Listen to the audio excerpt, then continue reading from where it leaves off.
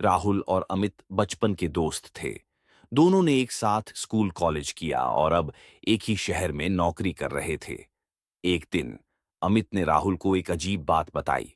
उसे कुछ दिनों से लग रहा था कि कोई उसका पीछा कर रहा है। अमित ने बताया कि जब भी वह रात को घर लौटता, उसे ऐसा महसूस होता कि कोई छुपकर उसे देख रहा है। कभी सड़क किनारे एक परछाई दिखती, कभी किसी अजनबी की निगाहें उस पर टिकी होतीं। पहले तो राहुल ने इसे अमित का भ्रम समझा, लेकिन जब वह खुद उसके साथ था और किसी के कदमों की आहट सुनी, तो वह भी सतर्क हो गया। राहुल ने अमित को समझाया कि उन्हें इस रहस्य से पर्दा उठाना होगा। तो उन्होंने तय किया कि वे अगली रात अमित के घर के आसपास नजर रखेंगे। वे छुपकर देखने लगे कि आखिर कौन अमित का पीछा कर रहा है। आधी रात को उन्होंने देखा कि एक अजनबी धीरे धीरे अमित के घर की ओर बढ़ रहा था।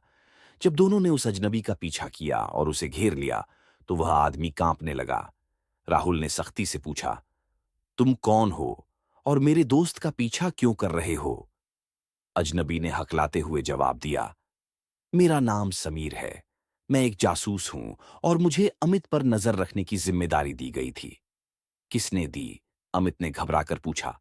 समीर ने धीरे से कहा, तुम्हारे बड़े भाई ने। अमित को सुनकर झटका लगा।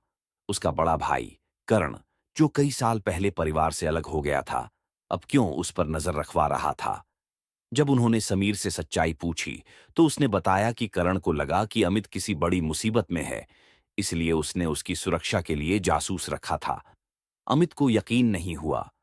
उसने तुरंत करण को फोन किया और सच्चाई जाननी चाहिए।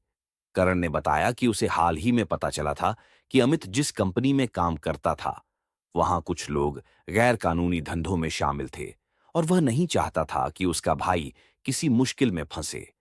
इसीलिए उसने बिना बताए अमित की सुरक्षा के लिए समीर को भेजा था। अमित और राहुल दोनों ने राहत की सांस ली। वे समझ गए कि कभी-कभी सस्पेंस डरावना होता है, लेकिन जरूरी नहीं कि हर रहस्य खतरनाक हो। इस कहानी से हमें यह सीख मिलती है कि हर सस्पेंस के पीछे कोई न कोई सच्चाई छुपी होती है। जरूरी है कि हम जल्दबाजी में कोई फैसला न लें और चीजों को समझदारी से हल करें।